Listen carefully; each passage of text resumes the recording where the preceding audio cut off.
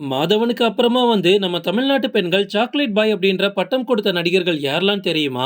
லிஸ்ட்ல நம்ம ஃபர்ஸ்ட் பார்க்க போறது ஷாம். விஜயோட குஷி படத்தின் மூலமா நம்ம தமிழ் சினிமாக்குள்ள அறிமுகமாகிற ஷாம்க்கு ஆரம்பத்துல தொடர்ந்து நிறைய பட வாய்ப்புகள் கிடைச்சிச்சு. டொல்பி, நீ ரொம்ப அழகா இருக்க, லேசா லேசா, இயற்கை இந்த மாதிரி படங்கள்லாம் நடிச்சு முடிச்சதுக்கு அப்புறமா பெண்கள் மத்தியில ஷாமுக்கு கிரேஸ் ஏறிக்கிட்டே போச்சு. இதனால அடுத்த சாக்லேட் பாய் இவர்தாண்டா அப்படின்ற பட்டமும் ஷாமுக்கு கொடுத்தாங்க. ஆனா ஒரு கட்டத்துக்கு மேல ஷாம் சூஸ் பண்ண எல்லா ஸ்கிரிப்டுமே சொதப்பி போய் இவருக்கு பட வாய்ப்புகள் எதுவுமே இல்லாம போயிடுச்சு.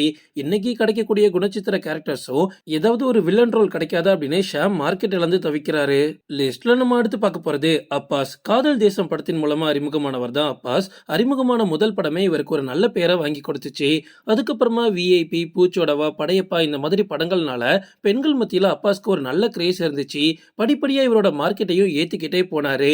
பெண்களோட கனவு நாயகனா சாக்லேட் பாயா இருந்தவரு கடைசியில ஹார்பிக் அட்வர்டைஸ்மெண்ட்ல நடிச்சதுல மிகப்பெரிய சங்கடம் தான். அந்த காலத்துல ஒரு மிகப்பெரிய சாக்லேட் பாயா இருந்த அப்பாஸ் ஒரு கட்டத்துல தேவையில்லாத படங்கள்ல நடிச்சு ஸ்கிரிப்ட் எல்லாத்தையும் சொதப்பி வச்சு ஒரு நிரந்தர இடத்துல இருந்துமே அப்பாஸ் அதை தவற விட்டாரு.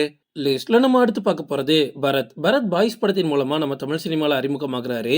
அப்போ அவருக்கு கிடைக்காத பேரும் புகழும் அவர் நடிச்ச காதல் படத்துல கிடைக்குது. ஒரு பையன் ஒரு பொண்ணை இந்த அளவுக்கு உருகி உருகி லவ் பண்றானே அப்படின்னு பெண்கள் மத்தியில அந்த டைம்ல, அதுவும் முக்கியமா ஸ்கூல் பொண்ணுங்க மத்தியில பரத்துக்கு ஒரு நல்ல கிரேஸ் இருந்துச்சு. ஆரம்பத்துல இப்படி லவ் சப்ஜெக்டா எடுத்து எடுத்து நடிச்சு பரத் ஒரு நல்ல பெயரையும் ஒரு மார்க்கெட்டையும் சம்பாதிச்சாரு. ஆனா அதுக்கப்புறமா பேரரசு கூட சேர்ந்து 2 ஆக்ஷன் படம் பண்ணாரு. அப்பதான் அவர் சாக்லேட் ஹீரோல இருந்து நான் மாஸ் ஹீரோவா மாற போறேன் அப்படின்னு முடிவெடுத்தது. அதுதான் அவரோட கெரியர்லயே அவர் எடுத்த ஒரு மோசமான முடிவு நான் சொல்லுவேன். அவர் எப்போ மாஸ் ஆக்ஷன் படங்களை தேர்ந்தெடுத்து நடிக்க ஆரம்பிச்சாரோ அப்ப இருந்த ஒட்டுமொத்த பேரையும் இழந்துட்டாரு. அதுக்கப்புறமா இவர் நடிச்ச ஒரு படம் கூட உருப்படியா தியேட்டர்ல ஓடவே இல்ல.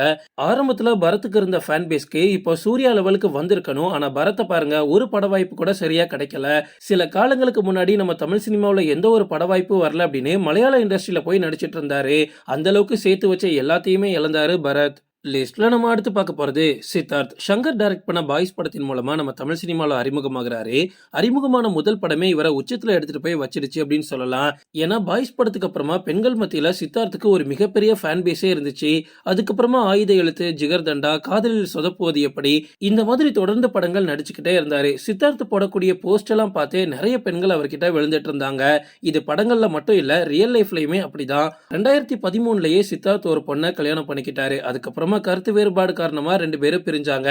அதுக்கப்புறமா சமந்தா, ஸ்ருதிகாசன் அப்படின்னு சித்தார்த் நிறைய ஹீரோயின்ஸையே டேட் பண்ணிட்டு இருந்தாரு. பட் பாருங்க, கடைசி இப்போ அதித்தி ராவை கல்யாணம் பண்ணியிருக்காரு. சித்தார்த்துக்கு நம்ம தமிழ் சினிமாவில் வேணா ஒரு நிலையான இடம் இல்லாம இருக்கலாம். ஆனா எப்பவுமே அவருக்கு ஒரு லவ்வர் பாய், பிளே பாய் என்ற பேர் இருந்துகிட்டே இருக்கு. லிஸ்ட்ல நம்ம அடுத்து பார்க்க போறது ஹரிஷ் கல்யாண். இது வரைக்கும் நம்ம பார்த்த ஹீரோஸ் எல்லாமே 90s காலகட்டத்தில் உள்ள பெண்களை கவர்ந்தாங்க அப்படின்னா ஹரிஷ் கல்யாண் இப்போ 2K கிட்ஸை கவர்ந்துட்டு இருக்காரு. சிந்து சமவெளி அப்படின்ற படத்தின் மூலமா அறிமுகமான ஹரிஷ் கல்யாணுக்கு அதுக்கப்புறமா நடிச்ச எந்த படமுமே ஒர்க் அவுட் ஆகல. அதுக்கப்புறமா பிக் பாஸ்குள்ள வந்ததுக்கு அப்புறமா யாரா இந்த பையன் பார்க்கறதுக்கு இவ்வளவு அழகா இருக்கான் அப்படின்னு 2K கிட்ஸ் மத்தியில ஹரிஷ் கல்யாண் நல்ல ஃபேமஸ் ஆக ஆரம்பிச்சாரு. முடிச்ச கையோட பியார் பிரேம காதல் அப்படின்ற ஒரு லவ் சப்ஜெக்ட்லயும் நடிச்சாரா. அதுக்கப்புறமா 2K கிட்ஸோட ஃபேவரட் ஹீரோவா ஹரிஷ் கல்யாண் மாறினாரு. முக்கியமா பெண்கள் மத்தியில. அப்போல இருந்து இப்போ வரைக்குமே ஒரு சாக்லேட் பாயா தான் ஹரிஷ் கல்யாண் பார்க்கப்படுறாரு. ஓகே ஃப்ரெண்ட்ஸ், இதோட நான் இந்த வீடியோ முடிச்சுக்கிறேன். இன்னொரு இன்ட்ரெஸ்டிங்கான வீடியோல நம்ம சந்திக்கலாம். Stay tuned.